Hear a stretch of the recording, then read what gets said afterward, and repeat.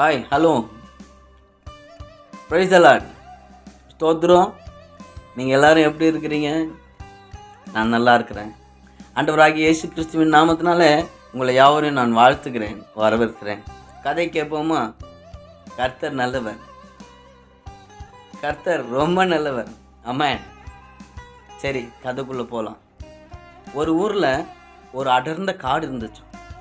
அந்த காட்டுக்குள்ளே ஒரு சுட்டித்தனமான ஒரு குரங்கு வாழ்ந்துட்டு வந்துச்சான். ஒரு நாள் அந்த குரங்கு மரத்தில் அங்கே இங்கேன்னு தாவிக்கிட்டே இருந்துச்சான். தாவிக்கிட்டே இருக்கும்போது ஒரு வேறு மாதிரி ஒன்று தொங்கிட்டு இருந்துச்சான். அது தொங்கிட்டே இருக்குன்னு சொல்லி என்ன பண்ணியிருக்கு, அந்த வேரை பிடிச்சி வேறு இடத்துக்கு போயிடலாம் அப்படின்னு சொல்லி அந்த வேரை பிடிச்சி தொங்கிட்டு போச்சான். தொங்கினோடனே தான் தெரிஞ்சிச்சான் அது விஷம் நிறைஞ்ச பாம்பு. அது விஷம் நிறைஞ்ச பாம்புன்னு அதுக்கப்புறம் தான் தெரிஞ்சிச்சான். இப்போ பாம்பை போடவே இல்லை.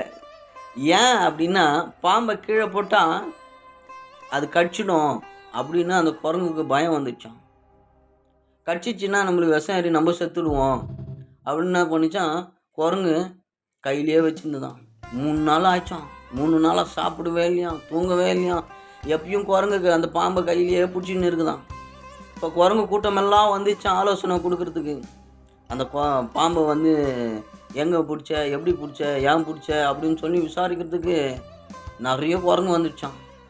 இப்போ என்ன பண்ணுறதுனே புரியலையாம் அந்த குரங்குக்கு. அந்த காட்டு வழியாக ஒரு மனுஷன் நடந்து போயிட்டே இருந்தாராம். அந்த குரங்கு பார்த்து கேட்டாராம், கையில் என்ன அது?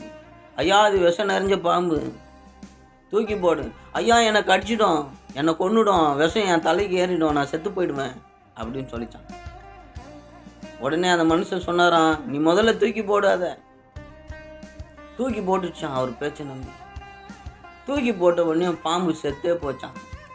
காரணம் என்னன்னா, அந்த பாம்பை அந்த குரங்கு பிடிச்ச புடியில் பாம்பு செத்தே போச்சு. ஆமாங்க, கர்த்தருடைய பிள்ளைங்களே, பயத்தை நீங்கள் தூக்கி பிடிக்காதீங்க. பயத்தை நீங்கள் தூக்கி பிடிக்கவே கூடாது. அந்த பாம்பு, பயம் என்ற பாம்பு, கடன் என்ற பாம்பு, வியாதி என்ற பாம்பு, கஷ்டம் என்ற பாம்பு, இது எல்லாத்தையும் ஆண்டவராகிய இயேசு கிறிஸ்து 2025 வருஷங்களுக்கு முன்பதாகவே அதை முறியடித்து போட்டார். ஸோ நீங்கள் யாவரும் பயத்தை தூக்கி பிடிக்காதீங்க. கர்த்தர் உங்களை தப்புவிப்பாருன்னு நம்புங்க, ஜெபிங்க.